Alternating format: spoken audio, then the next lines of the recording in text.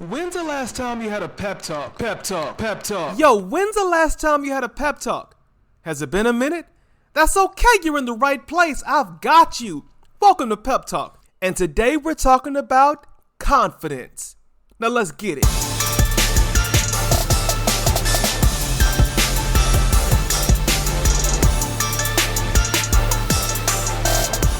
Welcome to Season 3, Episode 2 of Pep Talk. I'm your host, Coach J, life coach in DFW, and I'm so glad to be here hanging out with you today for what is going to be a really impactful episode.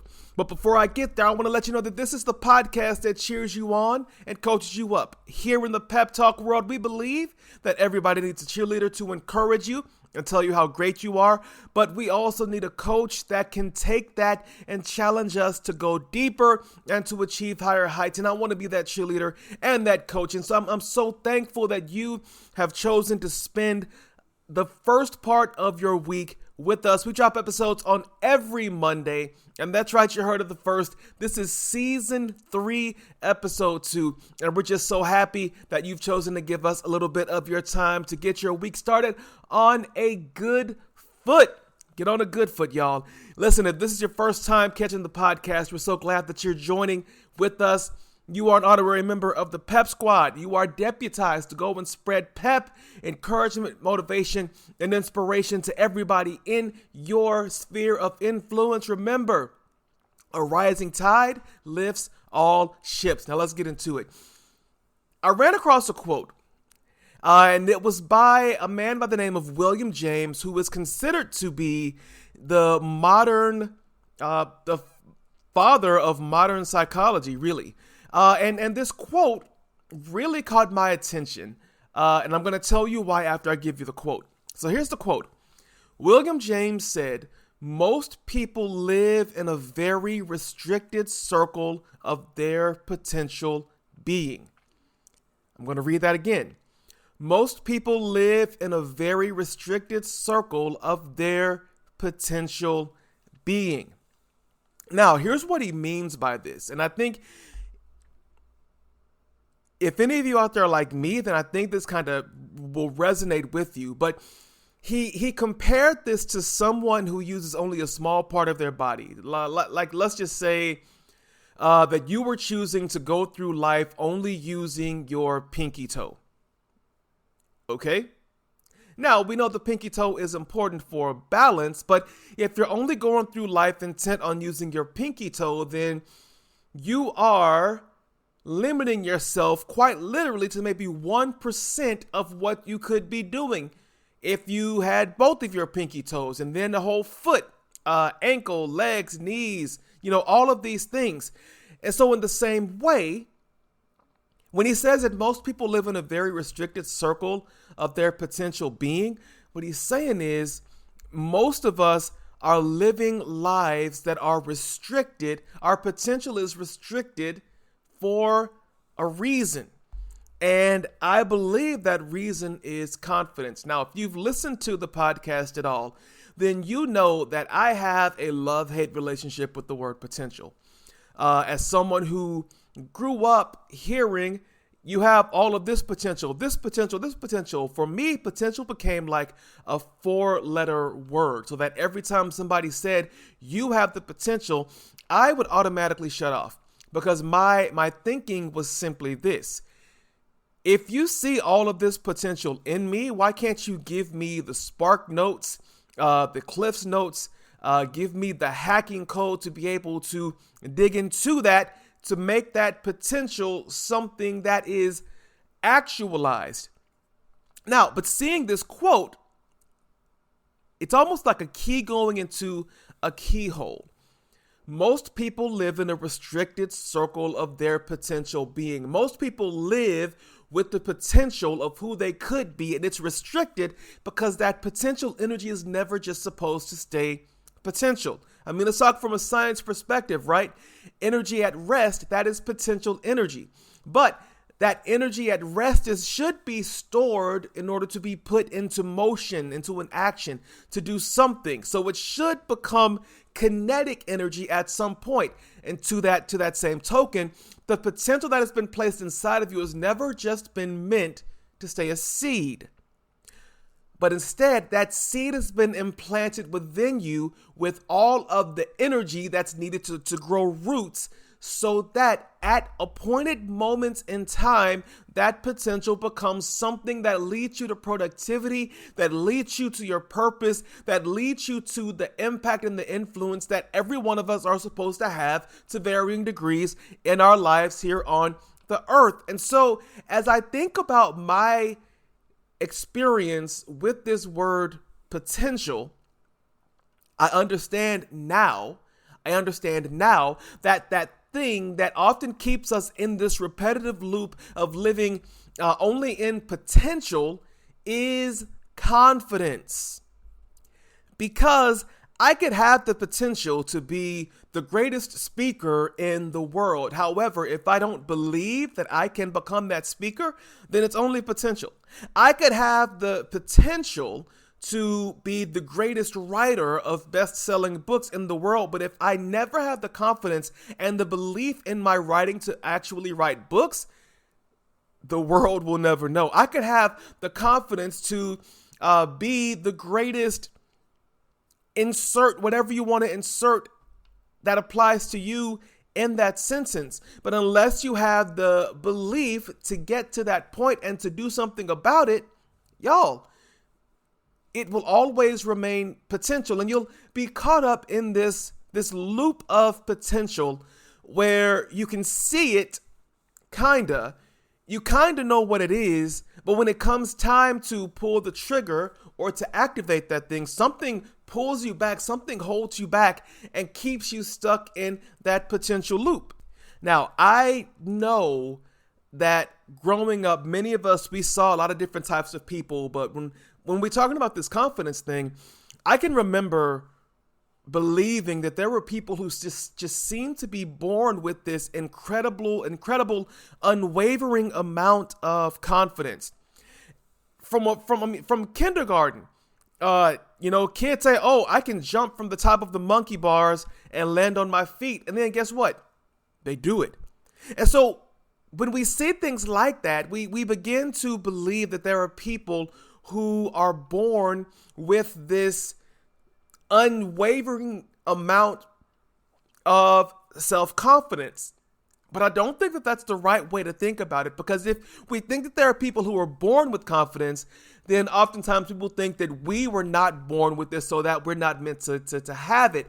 And I think that a life that is lived without confidence is potentially a life that is wasted because of the potential in you, because of everything that has been implanted inside of you. And I think that when we think about confidence as something that we're born with, I think that we're oversimplifying things, because while there may be people who were born into situations where their confidence is affirmed and built, I think I would prefer to think about confidence as a skill set. It's something that we can develop over time. It's something that we can build. And I think when we think about it from that standpoint, like, it's not a fixed thing in our lives.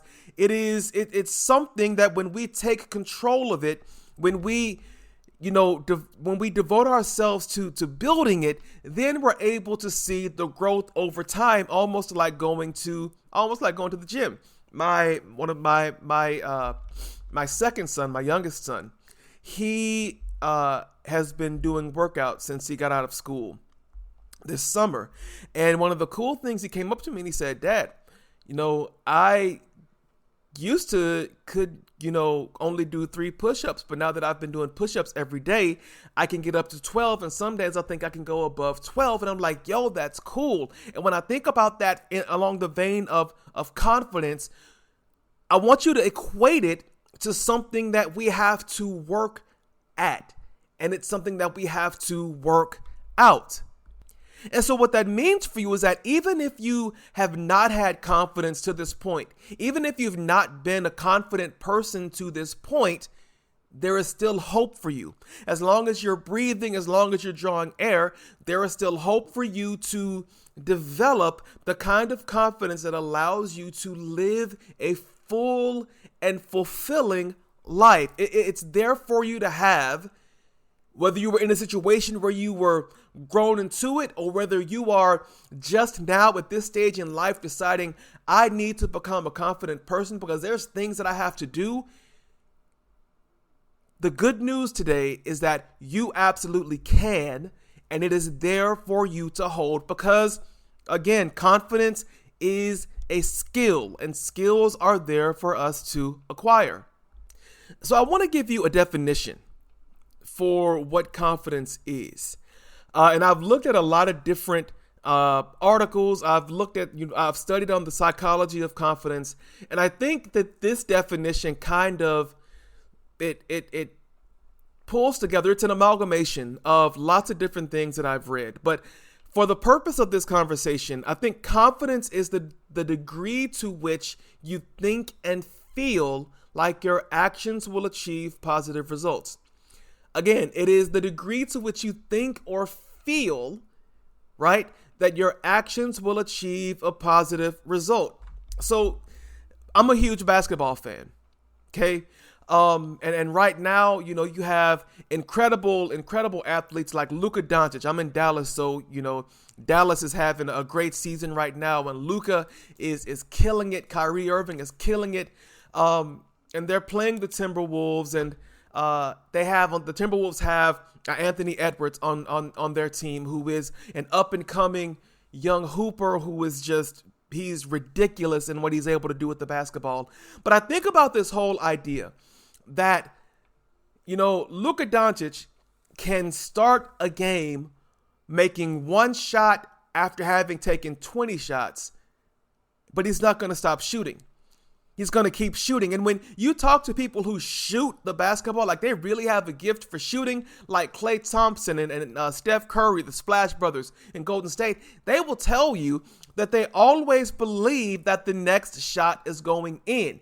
They think they have this intrinsic battery within them, this intrinsic thought pattern and loop that no matter how many shots they've missed to that point, they believe the next shot is going in. And I think that is what really separates some of the greats from some people that we might consider to be maybe role players. And I believe everybody has a role on a team. But when we talk about great basketball players or great football players, like, Michael Irving, Randy Moss, no matter how many balls they may have missed catching, they always believe that the next ball should come to them, but also that they will catch the next ball. And I think this goes, beyond this whole idea of the little engine that could. It's not necessarily, I think I can. It's more along the lines of, I believe I can, because again, consider our definition. Confidence is the degree to which you think or feel like your actions will yield positive results. And when you don't feel like your actions will yield a positive results, guess what? You don't do it. You really don't do it. When I went through a phase where I did not feel like the podcast was yielding positive results, my confidence in podcasting took a hit. Do you see what I'm saying? Now, I also need to clarify that confidence and self-esteem are not the same. Self-esteem refers to your general feelings about yourself, but confidence is more specific. Confidence refers to your belief that you can perform a task successfully. I could have good self-esteem. I can believe that I'm a good person, that I do good things, but I could lack confidence where specific things are related. And as such, because of that lack of confidence, I can still believe I'm a great person and still live life stuck in the restrictive circle of potential. And here's the thing, the catalyst here to bring confidence to life is the realization and the belief that your actions yield results. So in other words, it's up to you. If you choose to do something, then you can develop the confidence for it. But if you never choose to do it, if you never choose to cultivate your potential, okay, if you continually are waiting for people to give you a platform and you're never making use of the platform that you have, no matter how tall it is at the moment, if you never take your goals and your dreams seriously enough to invest in them, then your actions are leading to, they're being productive in a negative sense, meaning that you're going to be stuck and you're going to be very dissatisfied with life. However, if you have the confidence, let me continue.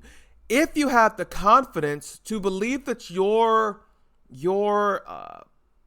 actions will yield a positive result, then I think that you're more likely to just do stuff. And I think a lot of times and when I say we, I'm pointing back at myself. We get so caught up in, the all of the rigmarole of everything that we're trying to do that we just don't do anything. And then, years go by and we look back and we're like, gosh, I wasted time. I've wasted so much time, and lack of confidence will cost you. A lack of confidence will yield a lifetime of regrets, because the very things that you may have been created by God to do, you will never get around to doing them. You will never find it within yourself to believe that you can do them. And listen, I grew up with people telling me I could do so many different things, but I never believed it. That's why confidence, if it is to be, it has to start with you. It has to come from inside of you, because while people can encourage you along the way, and that's what I'm hoping this podcast does, it encourages you along the way.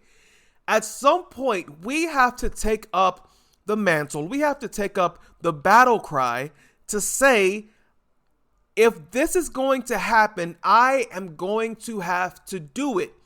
And I'm going to have to stick to it through the highs and the lows. No matter how many times I may fail, I have to believe the next attempt is going to work. I'm telling you, those are sustaining thoughts that will help you to build your confidence. Now, I want to talk about how you can build your confidence, this belief, this thinking, this feeling that your actions will yield positive results. Okay? You may want to take notes, or better yet, listen to the podcast again, right? So I think the first place that I want to start is we need to be real with ourselves and engage in what's called accurate self-assessment. Now, accurate self-assessment. So we tell our kids, right? And I try not to tell my kids this, but I know I've been guilty of doing it. We tell our kids, you can do anything. You're great in everything. You're talented, you're beautiful, you're all of these things. You're great in everything. And I think, when I say it, sometimes I cringe, not because it's not true, because my kids are great. And I tell my students that they're great all the time.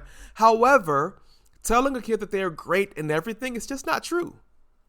That they can do anything, that's true to a degree, but as a whole, it's not necessarily true. Like, you could pick up a violin and you can learn to play the violin, lessons in YouTube, but maybe without the talent or the gifting behind it, you may never be able to bring that music to life. So I think while there are many things that we can do, I think there are limits to certain things that we're able to do. And I think that's where gifting and talent abilities come in. However, when we tell our kids, when we are pumping our kids full of smoke too much, we can create this overconfidence and this distorted self-perception that when a kid comes up against something that is hard for them to do, they kind of crumple. And I see this a lot. Students who don't study for tests don't have the confidence that studying for the test will help them. Right? And see, it's okay, because not every kid is a great artist. Not every person's a great artist. Not every podcast is meant to become the top 1%. Not every preacher is meant to have, a huge church. Not every singer is meant to record an album or be a lead singer, and that's okay. So long as what you have to do, you are confident in doing it. And so confidence, or another word for that is self-efficacy, is built by experiencing achievement. And how else can you experience achievement except through doing stuff? Hollow praise is like empty calories. Okay? And so if you're going to conduct an accurate self-assessment, it starts by being real with yourself. You need to have a realistic appraisal of your abilities and your gifts and know where you stand in any given moment. Now, how do I know where I stand? You're going to have to put some things into motion. You're going to have to put some things into action to see. Because you'll never truly know how good you are at something until you try doing that thing. I remember when my wife and I got married, I could make a mean bowl of Frosted Flakes. I could make a bomb oven pizza. I could make some amazing burgers in a George Foreman grill. But when we got pregnant with our first child, something happened with my wife's, with her sense of taste or smell. And so I had to take over the cooking. Now, almost 21 years later, I'm the primary cook in the house, and I'm confident in it, and I'm good with it too. And I say that having a track record of making good meals. If you're going to have an accurate self-awareness and know what you're good at, you're going to have to develop a track record in those areas. Okay? That will allow you to be realistic and know who you are and where you are.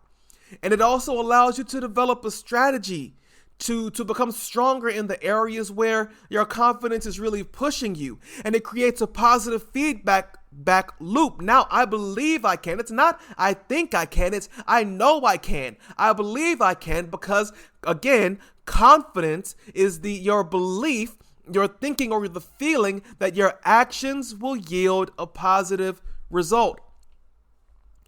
And when you are aware of what you can do well, it reduces anxiety when you enter pressure moments associated with those things. Number 2, engage in positive visualization. Now, a lot of people will say that this is new age manifestation. No, I don't believe in manifesting stuff. I believe in faith. I believe in work. And I believe that daydreams are powerful. I used to daydream when I was smaller. Just like briefly, I'd catch flashes of things that I might be able to do as an adult. And even today, I sometimes find myself caught up into these moments where, like, my dreams, my desires are so close that I can almost touch them.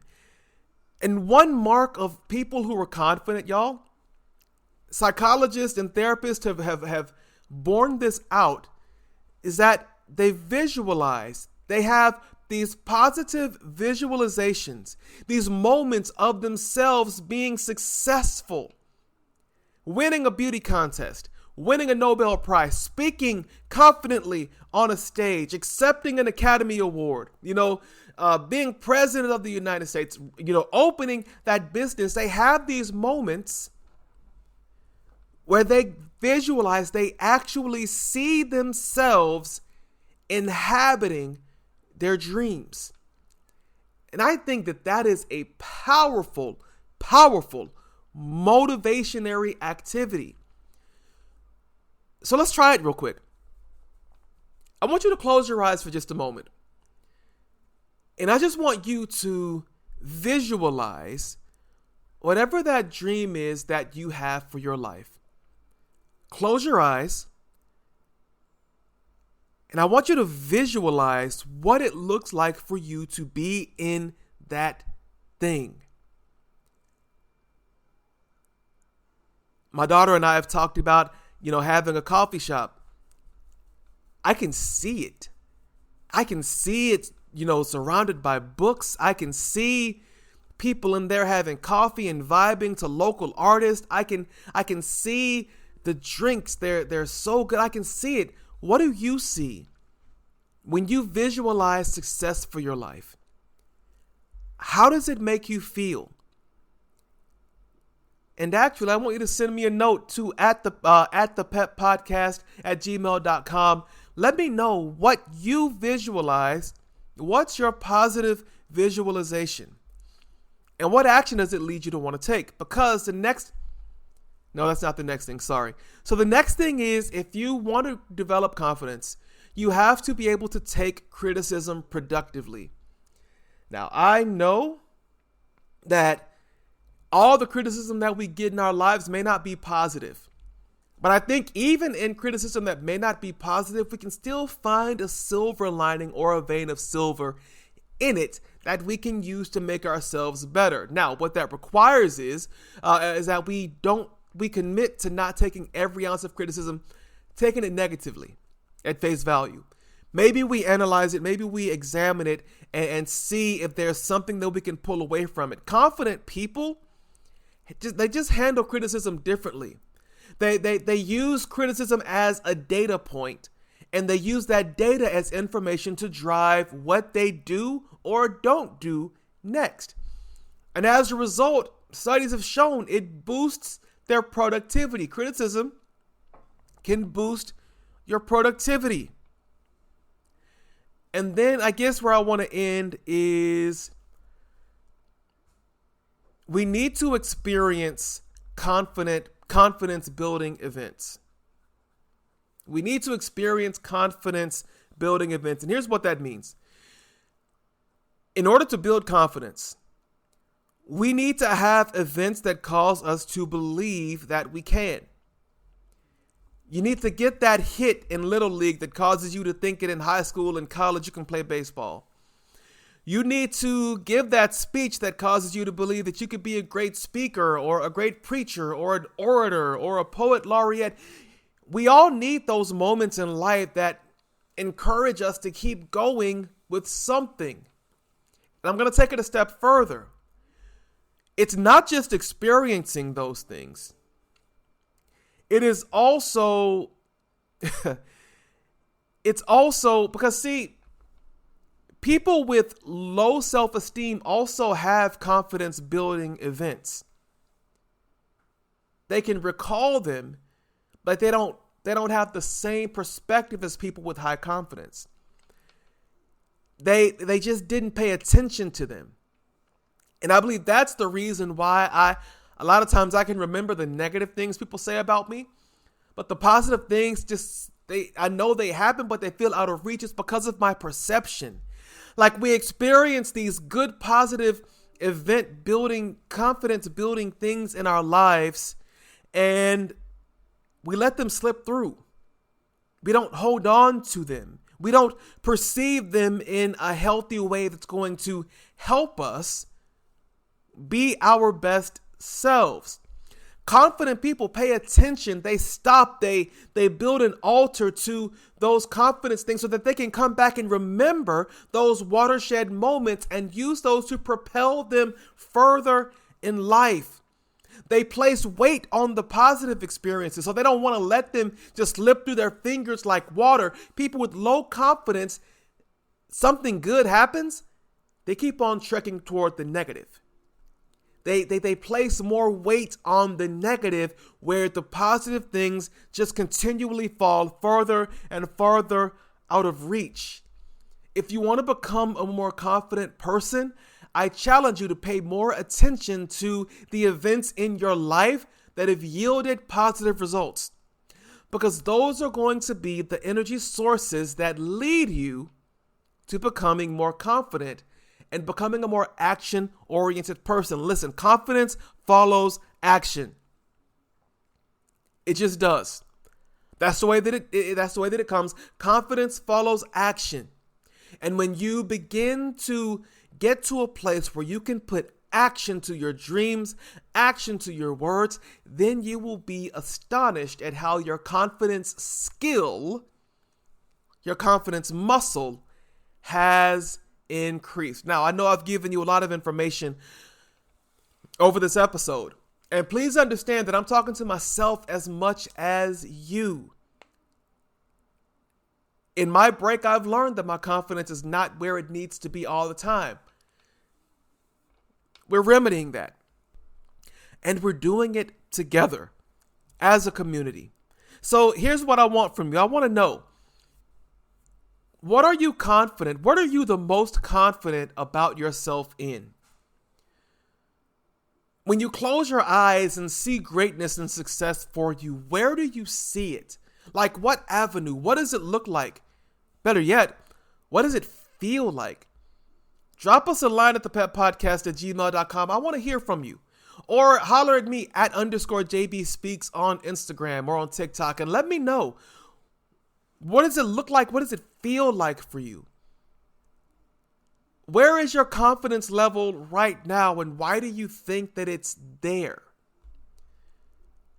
And how can you start today building your confidence into something that is sustainable because you believe that your actions will yield a positive result? I've given you some things to chew on, and I can't wait to hear back from you on these things, y'all. This has been episode 2 of season 3 of the Pep Talk podcast. I'm so glad that you've chosen again to spend some time with us today. I believe in you. I think that you are an incredible person, but it's up to you to believe that as well. I hope to see you back here next week for episode 3 of the Pep Talk podcast with your boy, Coach Jay. And y'all know how we end things. Keep it love, keep it light, and keep it peppy. And don't forget, tell your friends and family about the Pep Talk podcast. Share it with your friends, with your enemies, and especially with your frenemies. I love you guys. I'll see you next time. Y'all be blessed. Peace.